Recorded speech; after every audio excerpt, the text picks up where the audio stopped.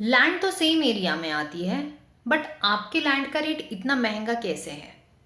ये सवाल बहुत बार लोग पूछते हैं क्योंकि लैंड के टाइप्स अलग अलग होते हैं। तो हमारा सवाल पहले होता है कि लैंड का जोन कौन सा है।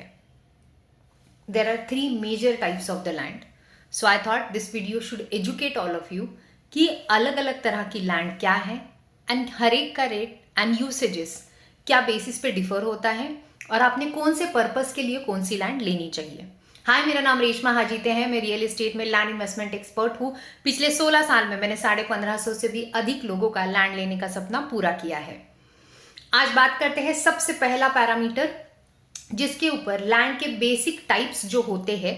ये मेजरली 3 तरह की लैंड आती है। पहली यानी एग्रीकल्चर लैंड जो प्योरली फार्मिंग पर्पस के लिए यूज होती है, आपको खेती करनी है, छोटा सा फार्म हाउस बनाना है, उसके लिए यूज होती है।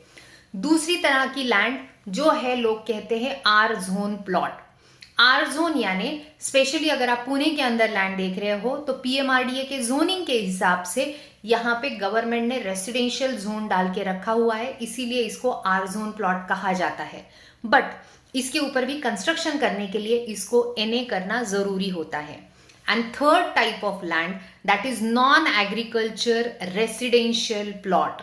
ये सबसे प्रीमियम कैटेगरी का प्लॉट आता है क्योंकि इसमें आप एग्रीकल्चर या आर जोन प्लॉट ये दोनों को एनए में कन्वर्ट करते हो, जहां पे आपको रेगुलर रेसिडेंशियल लीगल कंस्ट्रक्शन के लिए गवर्नमेंट परमिशन देती है। यूसेजेस पॉइंट ऑफ व्यू से देखा जाए तो एग्रीकल्चर लैंड फार्मिंग के लिए यूज होनी चाहिए, R zone land specified residential purpose के लिए यूज होती है एंड रेसिडेंशियल एनए प्लॉट ये रेसिडेंशियल पर्पस के लिए यूज होता है। As far as the cost of the land is consider, agriculture land अगर 100 रुपए की है तो उसी एरिया में आर जोन प्लॉट आपको 200 रुपए का मिलेगा और वही residential non agriculture plot 4 times higher यानी 400 रुपीज का मिलेगा, क्योंकि अप्रूवल अथॉरिटी के हिसाब से लेआउट अप्रूव करके लिया जाता है। एग्रीकल्चर के लिए अथॉरिटी होती है रेवेन्यू डिपार्टमेंट, आर जोन के लिए पीएमआरडीए के अंडर आता है अगर प्लॉट पुणे में है तो, and specially non agriculture plot के लिए PMRDA plus town planning department involve होता है to give the approval for the plot.